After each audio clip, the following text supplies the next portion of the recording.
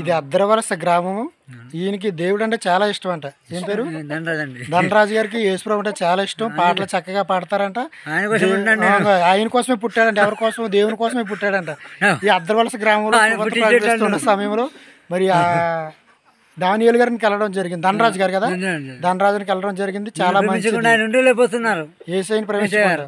దేవుడి గురించి పాడు, యేసుప్రభు పాట పాడు. యేసయ్యా ఓ యేసయ్యా నా యేసయ్యా యేసయ్యా.